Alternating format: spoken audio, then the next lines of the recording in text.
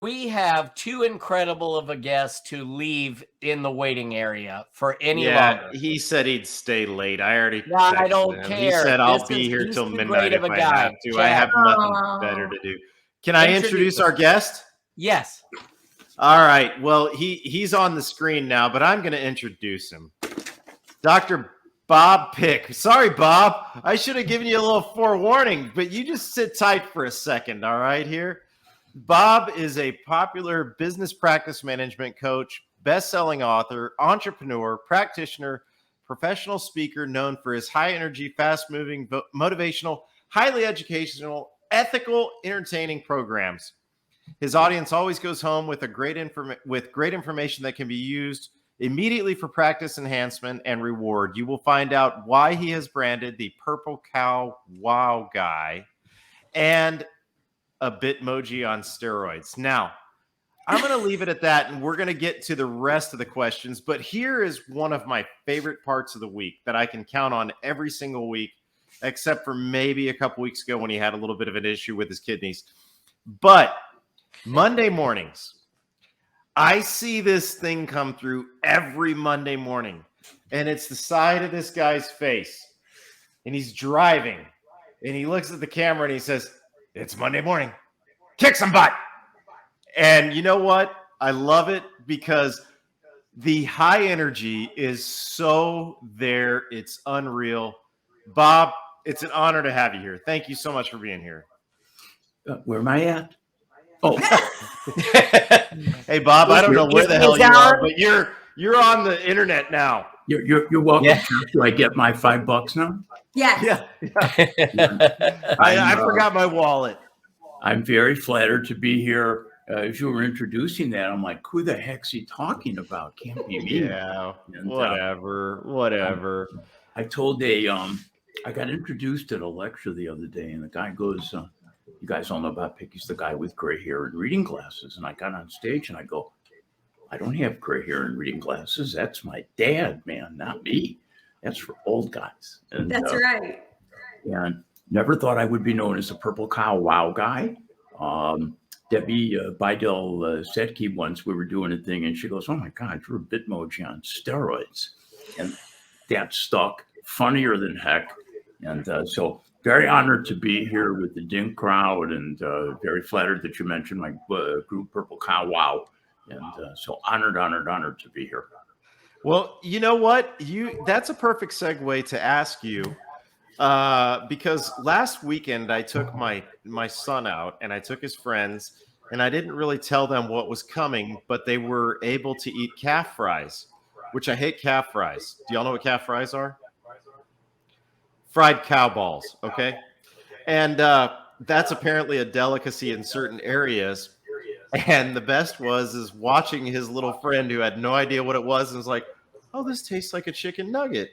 I'm like, "Yeah, you're eating the ball of a bull, brother. Enjoy it." That's about it. But I want to ask you, with all that being said, tell us what Purple Pow Wow is and what it means to you and why you started it. Yeah, right here it is. And I'm debating I got my green screen up, but I can't figure out how to use a virtual background, so I apologize. I'm going to be green. I should probably just drop it, and you can see the goofy pictures behind me. But you never know where time takes you. And in all of this craziness with COVID, Purple Cow and Purple Pow Wow has become more important than ever. Long story short, about 4 years ago, Nathan Ho from Dental Win-Win was interviewing me on a Facebook Live.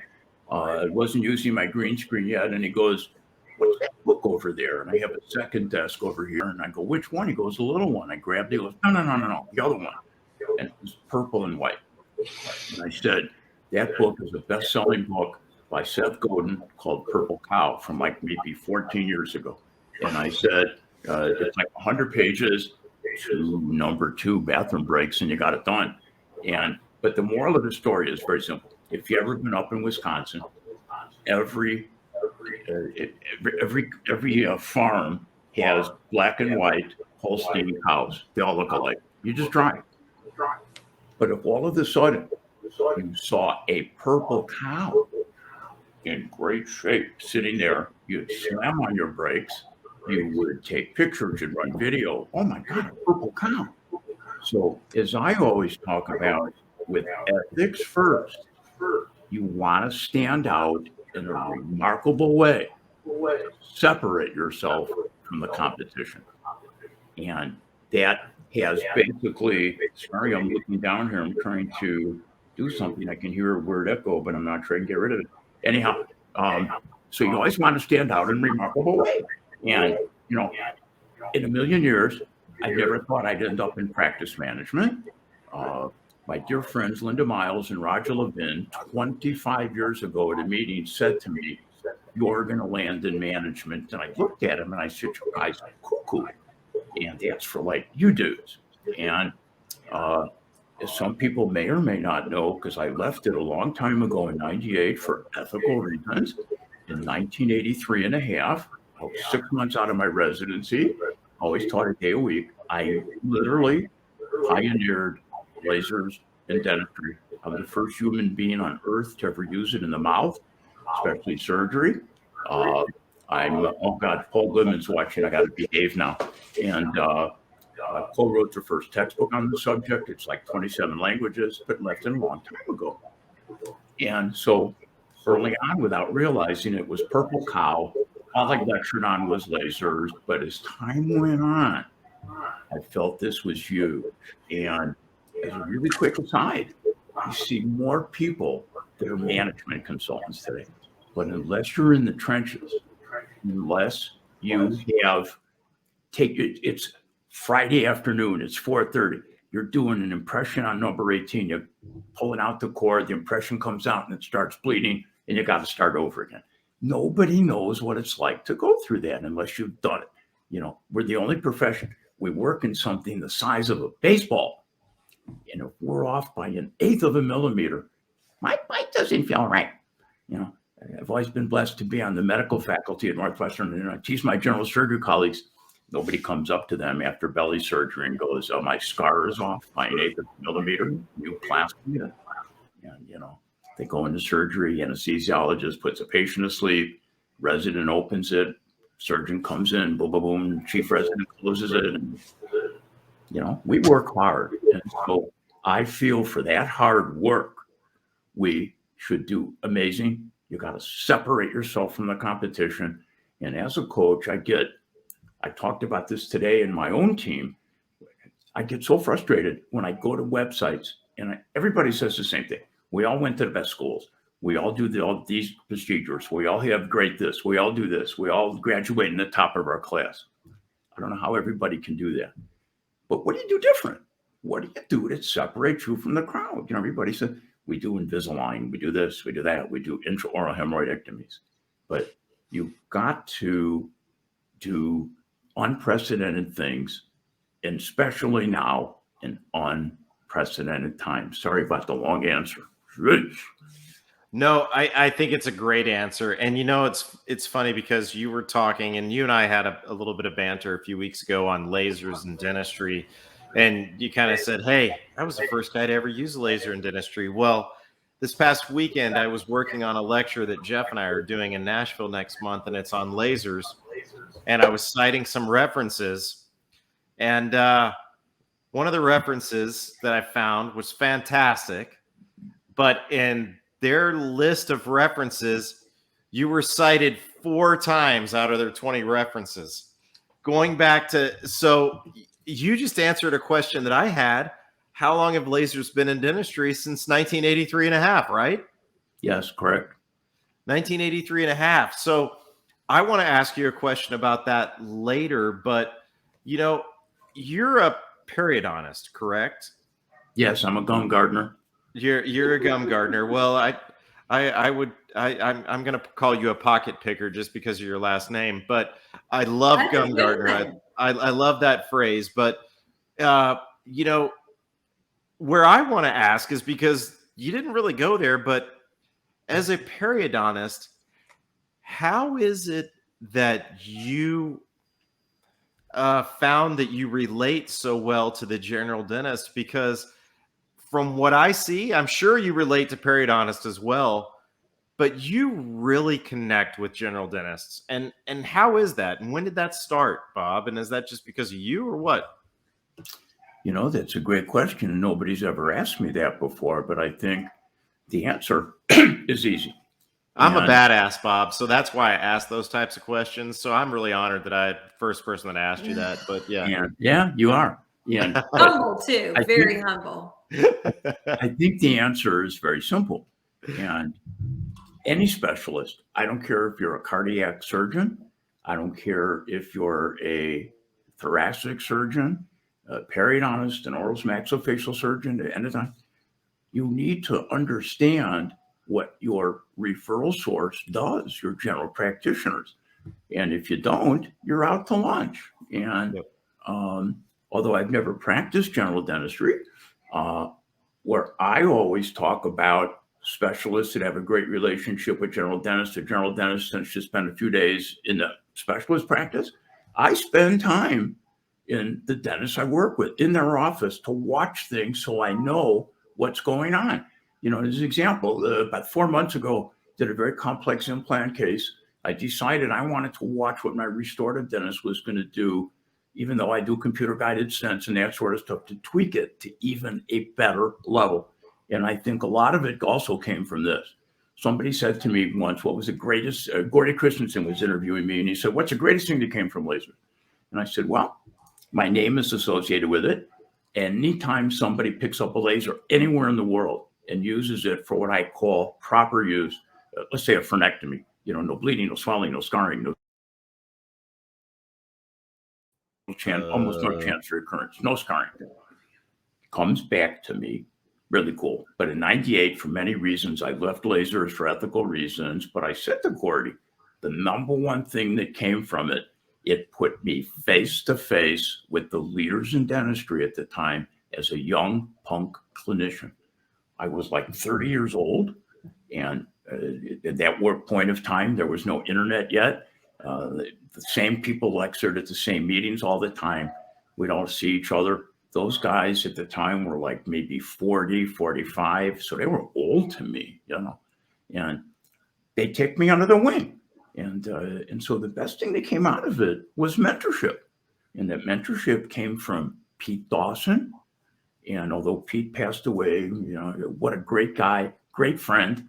I probably went through 50 sessions at the Dawson Academy, lectured there as a specialist. If you don't understand centric relation, centric occlusion, bite, forget it. You're out to lunch. You don't know how to do your implants right. Got to understand it. Denny Tarnow became an amazing mentor. Denny's a periodontist, prosthodontist. Gordy Christensen became an amazing mentor, and it goes on. Garber and Goldstein from Atlanta. Mentorship, really quick. Here's where mentorship works. I'll never forget 1985. I did live TV at the Hinman meeting in Atlanta. Hope I'm not boring you. And so I did live TV in the afternoon. I'm lecturing. It may be the only time I got slightly nervous in a lecture. I looked as I'm lecturing at about 1:30. Everybody's usually asleep after lunch. And about the 6th row, I see Pete. Next to him is Gordy. Behind him is Goldstein and Garber and Tarnow. And I never met Goldstein and Garber before. And I'm like, oh my God, these guys are in the room. So at the end of the lecture, Goldstein and Garber wait for me. And they're waiting, and they're waiting. All the questions get done. I'm like, why are they waiting? So for those of you who know Goldstein and Garber, look them up. Ronnie is, I think, 90, and he still practices a day a week. He literally pioneered veneers, literally. Garber's a perio prosthodontist. And David comes up to me. Dave's maybe 5'4". He's got this great South African accent. I don't know if I can imitate it, but he goes, boy, we love your honesty, but we want to take you to dinner because we think you can do better. Will you come? And I said, I'm there. So my heart's racing, right? So we get to dinner, and Garber says, all right, here's number one. He says, first off, you're natural up there. Love it. But 2, geez, we got to teach you, but your lecture shit's for crap, just like that. I'm thinking, Jesus. So he says, here's what you're going to do.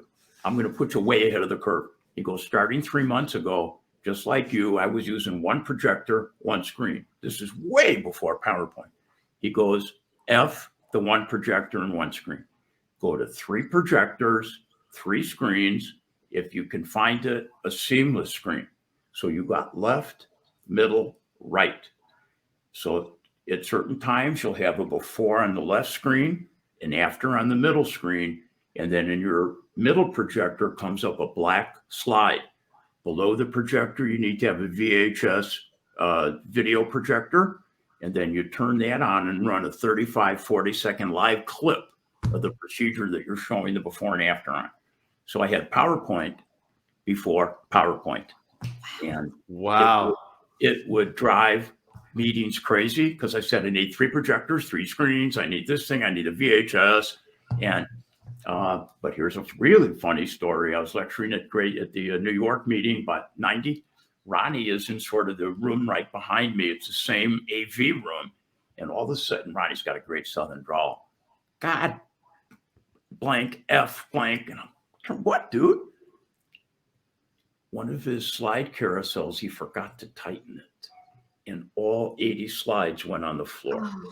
Oh, no. 5 minutes before he's got a lecture. I'm like, all right, dude, don't panic. Let's put him up here. Let's get it done. But so with PowerPoint before PowerPoint.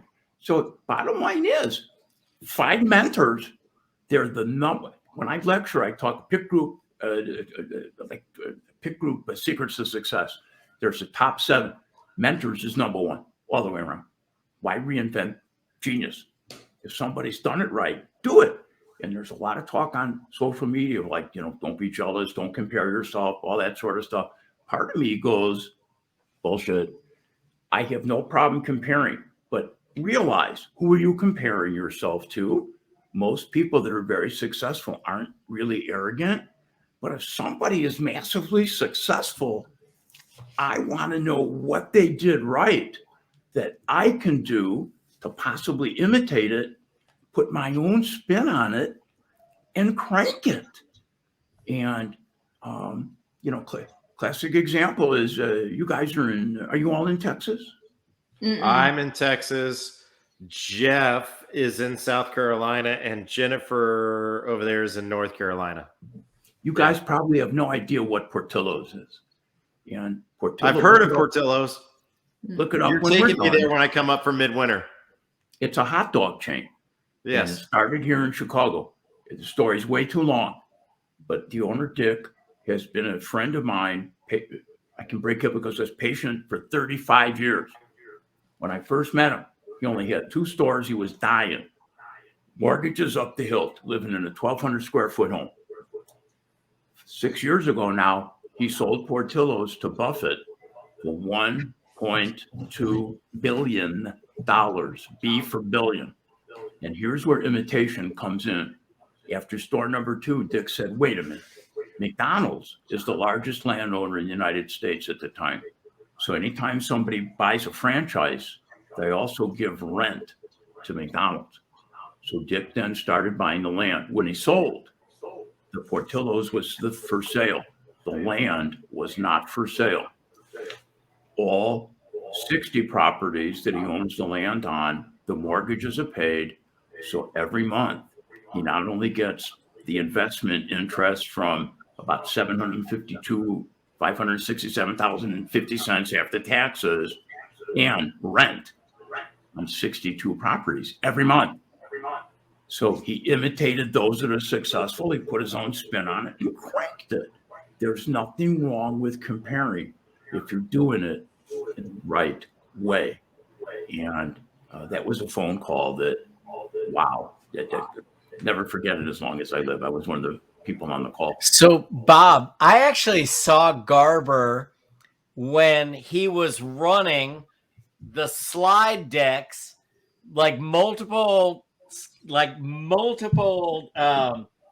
slide projectors, and he was actually doing some superimposing, like he was actually doing morphing like with slide projectors, which I had never seen anything like that in my life.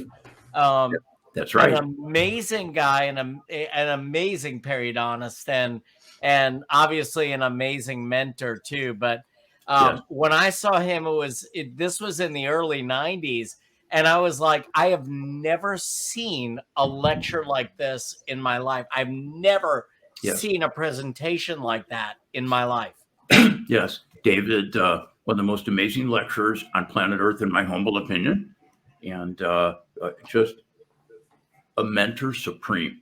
A mentor supreme. I just spoke with David like maybe 4 days ago on the way home from work. What a wonderful dude. He's taught me so much that I can never pay him back, ever. Yeah. But paying back is also important, I think, as you get older. I never want anybody to make the cuckoo and dumb mistakes I made. I want everyone to get there faster than they ever thought possible. I don't want to promote anything, but it's why I started my Purple Pow Wow mastermind. And it's something that meets once a Friday for 3 hours on a Friday afternoon, once a month for a year, with all kinds of things to help you crank. And it's just huge. If you're interested in the mastermind, reach out to me. So that's a great idea, and I do have a question for you, because this kind of took a turn differently than I anticipated tonight, which is good. But we all talk about mentors, and I'm going to throw a kudos out there, because I kind of have a new mentor this week, and you and I spoke right before this. But my new mentor is a guy out of New Jersey, Alan Stern. We had one of the most amazing conversations on Monday night. It was funny. He texted me. He's like, "Hey, can I call you?" I was like, "You can call me anytime, buddy." We had a great conversation. We laughed our tails off. We talked about a lot of stuff. We've talked a lot this week. But, you talked about mentors. Jeff and Jennifer and I always talk about mentors. There was a dentist today that posted out there. Oh, Yeah, I'm sorry you actually had to sit next to that guy. I didn't say I'd want to be with him in person. I just said he's a mentor. No, but no, there was a post. Actually, it was this morning, of a dentist who was really struggling in their current position, and the terms of the contract had somewhat changed. The dentist had resigned, and a new dentist came in. It's a DSO. New dentist comes in. Did any of you all see this post this morning? Mm-hmm. And so the new dentist comes in, and the new dentist is an elder dentist that's very well versed in dentistry. And the younger dentist says, "I think I may be willing to take a pay cut to have a mentor. And I feel that I found a mentor in this person," and starts talking about all the things that this other dentist brings to the table, but is very concerned about their salary. And part of me is like, well, a mentor is worth a lot, but if you can't pay your bills by staying in the position that you're miserable in, the mentor is not worth that much in that current position, but maybe worth it if you go somewhere else. So my question to you, and I know that was a long way to get there, but my question to you is, where would you suggest that a young dentist or any age dentist find a mentor, or how do you feel that works?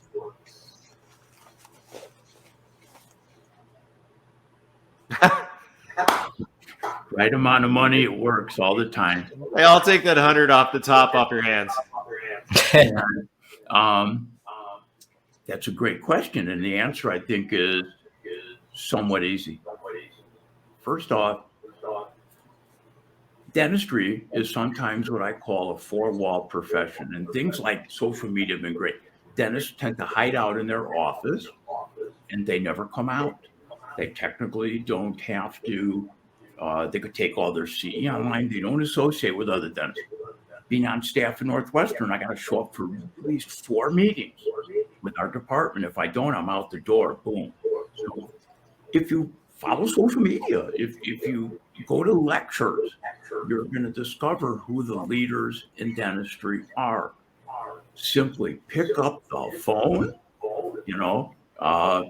"Hey, Jennifer, my name is Bob Pick. I've been watching you. I think you are amazing. I want to know what it takes to have you mentor me. Can we work something out?" And if you don't ask, you don't get. It's that simple. And I don't think that's being aggressive. You got to ask. And things happen through social media today. There's so many people you can meet potentially by doing the right thing, reaching out, and things happen. It's just that simple. And so reach out. I don't think it was any coincidence he chose me. I don't either. If everyone's Bob. watching and paying attention, No, we would all pick you, JB. Shut up. It's obvious. But and honestly, Bob, you probably know most dentists would do it for free because there's some, you know, a lot of what we do is a craft, and we've honed it, and we've built that skill set, and we've learned, like you've said, from our own trials and tribulations.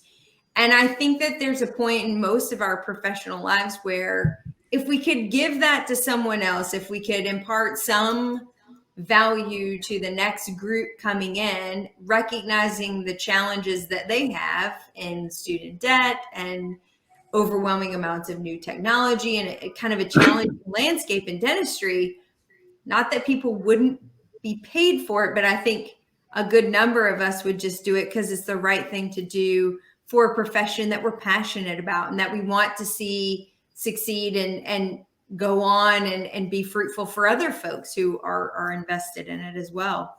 More like an apprenticeship, if you will. Yeah.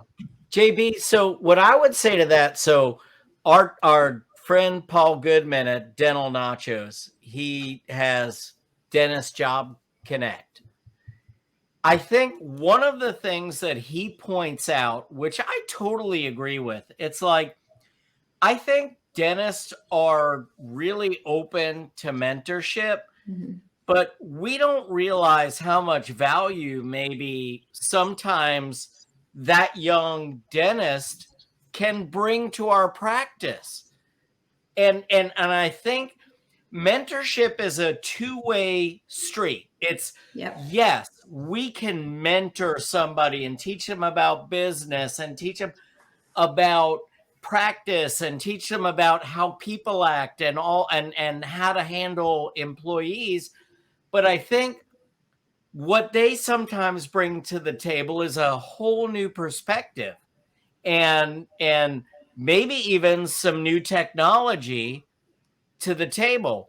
And so, you know, one of the things that Paul always says, and I agree with, is that we need to not always think like, oh, someone would be blessed to come to my practice, but I could be blessed by having the right dentist come to my practice. And I think that we need to always think about, you know, what are young dentists looking for? They're looking for mentorship and they're looking for financial security of some type. So I do think salary guarantees, right? Exactly, Bob. They need to have some kind of security. And I think that most dentists just need to let go of this. You're lucky to be working with me and say, this can be a two-way street. I can be your mentor, but I can learn from you. And you may end up benefiting my practice or eventually buying my practice like my associate did. Yeah. Yeah. Yeah. It's good to see what y'all's prices would be for mentorship, though, because I was curious. Yeah, I was curious as to what it was too. I'll do it for free. You know, You'll do it. You'll do it for free. I just want someone to listen. And I just want to be your mentee. That's it. Simple, simple ask. You talked about something that it's pretty funny that I took this out, because one of the things, I wish I could go backwards in time. And one of the things that is important is money. And I always, about 6 years ago at a lecture, guy about 1 o'clock raised his hands up in Wisconsin. He goes, you spend too much time talking about fees and money. And I go, whoa. And at that point, everybody in the room almost wanted to shut this guy up. And I said, whoa, it's a great question. And I said to him, here's this. I said, first off, money does not buy health, sort of. And I explained to him, a lot of people don't know my story. In 1998, that was a year that changed my life in so many ways. I bought out my practice partner. Awesome person, human being, periodontist, implant specialist. Just wasn't meant for me. I left lasers, but I was in August 26, 1998 at 5:05 p.m. I was given less than 6 months to live. And when somebody tells you got less than 6 months to live, it scares the defecation out of you. Mm-hmm. And I presented on a Monday morning, my appendix had blown, which I knew, and I'm like, God darn it. Drove myself to the hospital. How's that for a type A?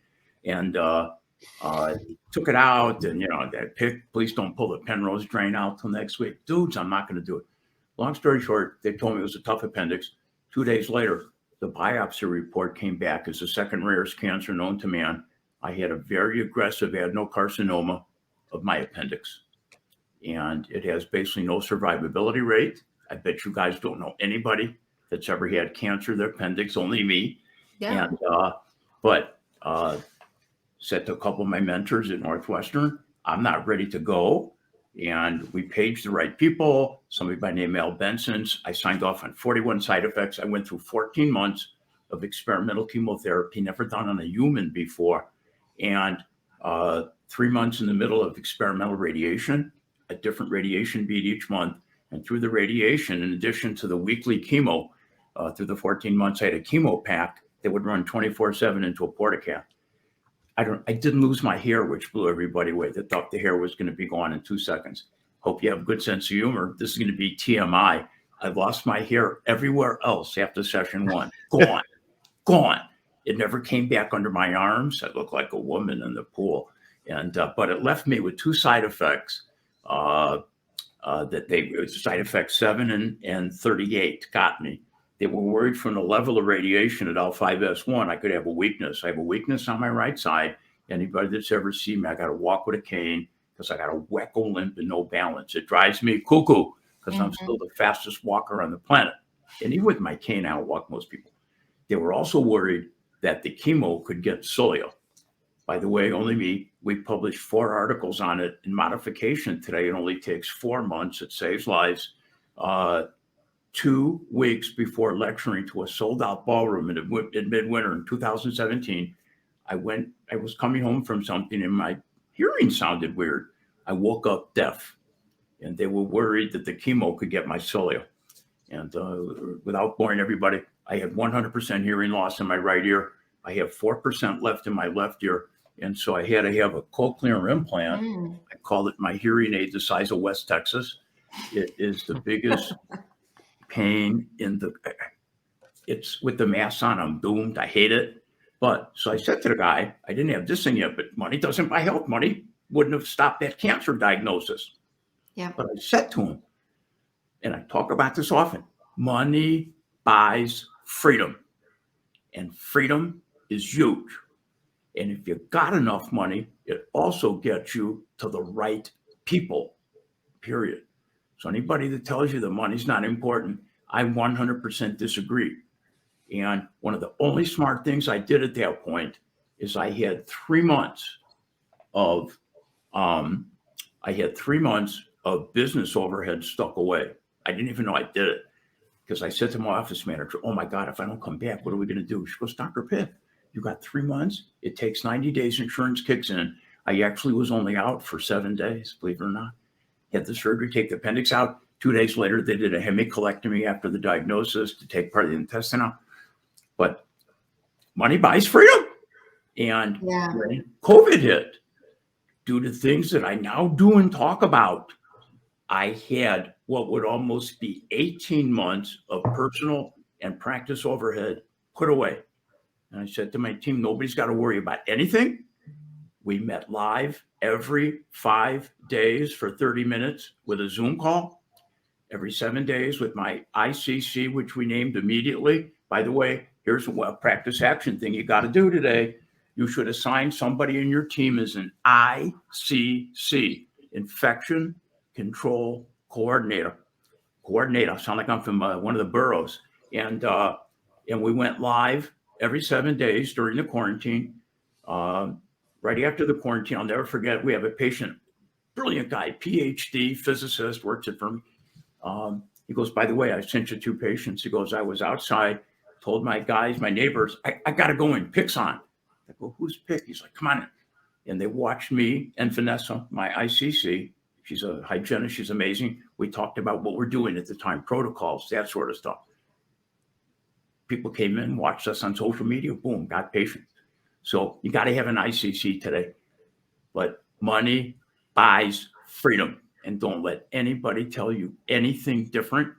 I'll never forget speaking at ADA, American Dental Association, maybe, oh God, I think it can go Brandon on the guy's name. No, about 30 years ago, there was a guy speaking and he was talking about money. And that night at dinner, he pulls out this wad of hundreds that makes us look like nothing. And he goes, I like the smell of money and I like the way it feels. And it makes my wife feel good. She likes money. And he said to everybody, I want y'all to know there's nothing wrong with money. And I agree with him. Money buys freedom. I know. Wouldn't have stopped the cancer diagnosis, but you got to have it, people. And there's so many tricks to putting money away without you even knowing you're doing it, with investing and making money and making lots of money. And money is this. I like the way it smells too. It smells kind of weird, but you know, Bob, I think that's such a great lesson. And I'll just say that from all of us, we're glad that you're here 22 years later. Alan Stern let me in on that story the other night, and I'm glad you brought it up because it was good to hear it from you.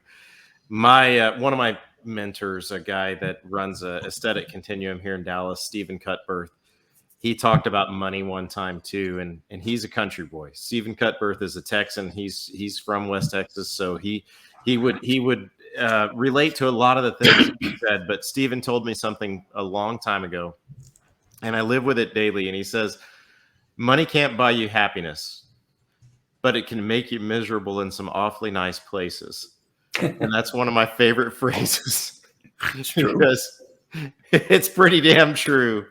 So I don't disagree with you. So Jeff, we're running a little over, man. I think we're gonna have to have Bob back because there's a lot of unfinished business here. We have to have him back, yeah. And I'd love to be miserable in Bali. It'd be my pleasure. Be my Exactly. pleasure. Exactly. Bob, I'm gonna tell you, thank you for what you're doing for dentistry. Thank you for what you're doing for everybody. Thank you for your positivity. And I think that maybe if everybody hears that story about what you went through 22 years ago, they'd have a little bit of a different perspective on life because, man, you sure made lemonade out of the lemons that were given to you in 1999. That's an amazing story. So thank you for being here. Thank you for what you do. Thank you for Purple Pow Wow. Thank you for your Monday morning kick some butt. And hey, let's have you back. We'd love to have you. The Indigo Heifer. Yeah. I'm flattered to be here. By the way, what Chad is talking about on my personal page, really quick, when during the quarantine, two of my friends had a really tough time. And I said, all right, dudes, get your butt on my personal page at 7:10 a.m. Central. I'm going to come on live for 2 minutes to give you some energy. I didn't do it. And I realized there was more people watching it than I ever knew. Where'd you go? Did I miss it? So every Monday morning at 8:10 a.m. Eastern time, I come on live for Monday morning. Bob picks, kick some butt, and it's to give you more energy than the Energizer Bunny. And we also talk about a few things, no different than Sunday night on my Purple Pow Wow site. We go live and talk about stuff. So I'd love to come back, and I'm going to leave you with a couple things that I think is always fun. This sits on my desk. 10 exit. Just put it in your head. Think out of the box. Okay, ethics first, but think out of the box. Remember, there's no negativity allowed on Dinks or Purple Pow Wow. Your greatness, man. Don't fight it. You went to you look for loose enamel rods, man. That means success is your duty, obligation, and responsibility. So absolutely my pleasure to be here. And money buys freedom. Don't ever forget that. And miserable in a nice place. Yes. Bob, thank you. Thank you, Bob. Close this out, Jeff. Gosh, what a great show. What a great guy. Bob, thank you so much. Guys, thank you for Very well. staying over with us tonight. It's always such a pleasure to have you on Humpday Happy Hour. And we wish you all a great week. We will see you next week. And in the meanwhile, stay tuned. 308 new members this week, guys. Crazy. 308 new members. We're so thankful for all of you who have decided to join us. Ask your friends to join us if you see value in what we're doing. We certainly see value in what we're doing. It's truth, honesty, and just some fun with good people like Bob Pick. So good night, everybody. Good night. Thank you.